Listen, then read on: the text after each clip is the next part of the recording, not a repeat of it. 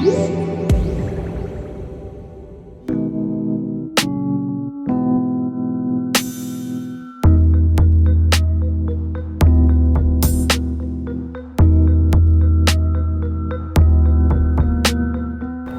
for a supercar is not like buying any other vehicle. Take a crossover, for example. You're considering fuel economy and USB ports. But a supercar needs to meld with your soul. You need to be improved in some way. A Ferrari amplifies your bravado. A Lamborghini creates this aura of excitement. What about a McLaren? What about this McLaren? This is the all-new 720S. Well, guess we should figure that out.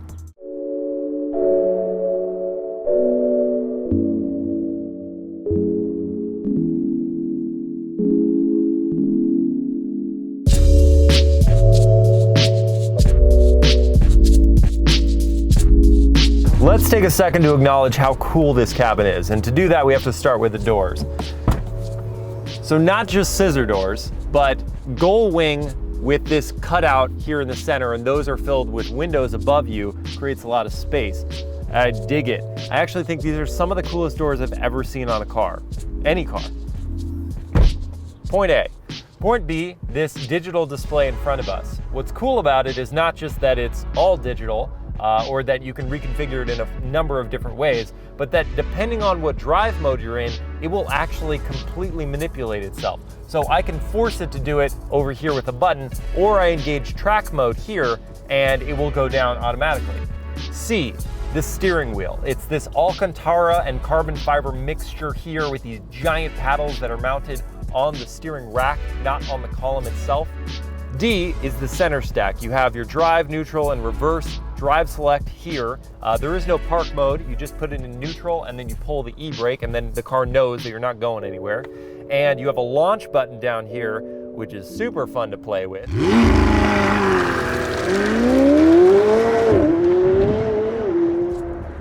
E, I don't know why I'm still doing the alphabet, but whatever. You have your powertrain and your suspension adjustment. So what you do is you hit this active button here, then the car knows you actually want to change something, and you slot between comfort, sport, and track powertrain, and the same for your suspension. And then you have this tablet here, which to me looks like an iPad mini has been wedged into the center display, and it works pretty well. It's got navigation, your Bluetooth, all of your other normal infotainment functions, and while not as cutting edge, I would say, as some of the stuff that you're seeing in BMW and Audi and some other luxury players, it's still very intuitive, way better than the first iteration of supercar infotainments.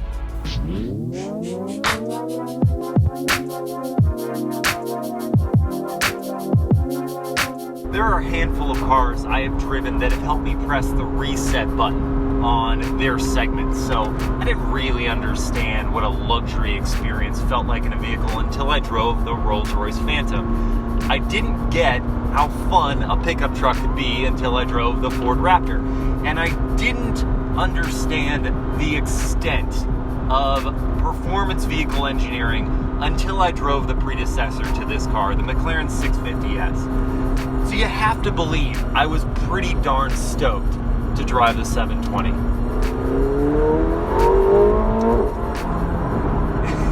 And it lives up to expectations. But I will say this, in the time since the 650S was introduced to the market, the supercar segment has, well, the competition's gotten pretty stiff.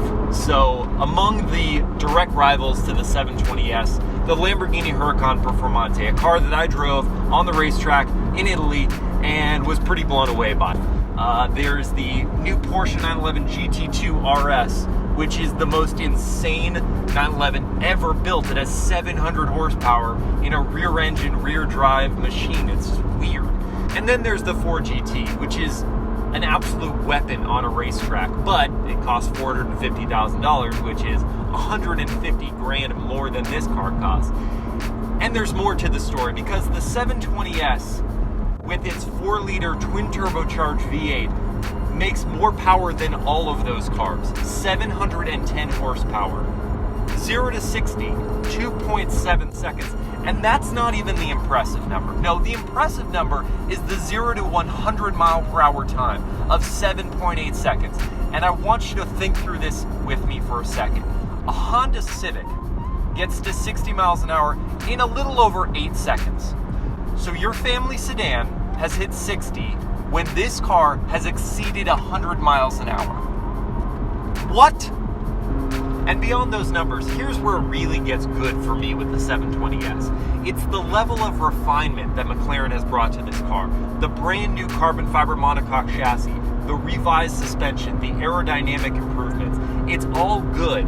And the 4-liter V8, as opposed to the 3.8-liter unit that we experienced with the 650S, is just that much smoother throughout the power band, all the way up to an 8,500 RPM rev limit. The way it builds power is just this swelling force, whereas the 3.8 V8 from the 650 kind of just hit you like a normal turbocharged engine. This just, it gives and gives and gives.